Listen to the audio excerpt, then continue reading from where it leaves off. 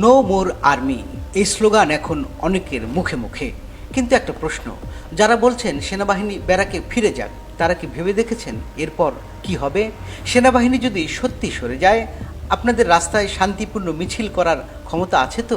এর বাইরে আওয়ামী লীগ আর জাতীয় পার্টির প্যাদানির সামনে দাঁড়িয়ে থাকার মতো শক্তি আপনাদের থাকবে তো? গোপালগঞ্জের কথা নিশ্চয়ই মনে আছে। একদিন যখন জনতার আক্রমণে নেতাদের পালাতে হয়েছিল, তখন এপিসির ভেতর গুটিসুটি মেরে প্রাণে বেঁচেছিলেন।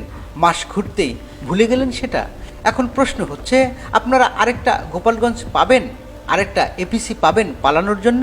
আজকে যারা বড় গলায় বলছেন নো মোর মিলিটারি, তারা ভুলে যাচ্ছেন জনগণ বারবার সবকিছু ক্ষমা করে আবার রাজনীতিকে সুযোগ দিয়েছে, কিন্তু প্রতিবার রাজনীতিবিদরা সেই আস্থার প্রতিদান দিতে ব্যর্থ হয়েছেন।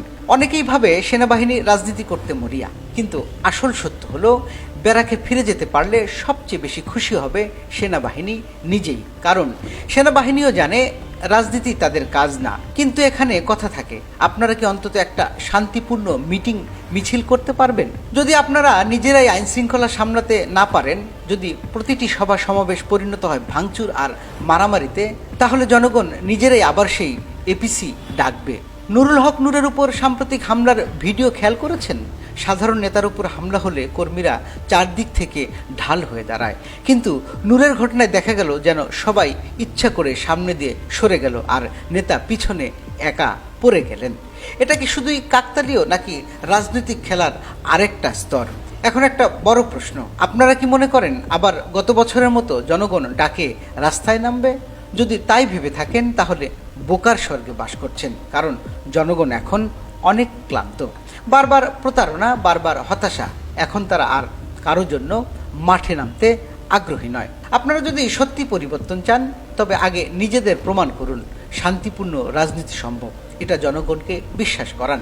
এই ফাঁকে পিনাকিদের কথাও মনে রাখুন, তারা আসলে চায় বিশৃঙ্খলা, তারা চায় সেনাবাহিনীকে জোর করে রাজনৈতিক খেলায় নামানো হোক। আপনারা যদি স্লোগানটা ভালো করে না বোঝেন, তাহলে তাদের হাতের খেলায় পরিণত হবেন। তাহলে প্রশ্ন হলো, নো মোর আর্মি বলছেন, কিন্তু এরপর কি হবে ভেবে রেখেছেন? এপিসি পাবেন না পালানোর জন্য, জনগণও আর ডাক শুনে রাস্তায় নামবে না। তাহলে কে বাঁচাবে আপনাদের? আওয়ামী লীগের প্যাদানি, জাতীয় পার্টির লাঠি, নাকি আবার সেই একই সেনাবাহিনী? এখন সময় স্লোগান নিয়ে নয়, বাস্তবতা নিয়ে ভাবার, কারণ স্লোগান যদি হয় অন্ধ, তবে ভবিষ্যৎ নিশ্চিত অন্ধকার।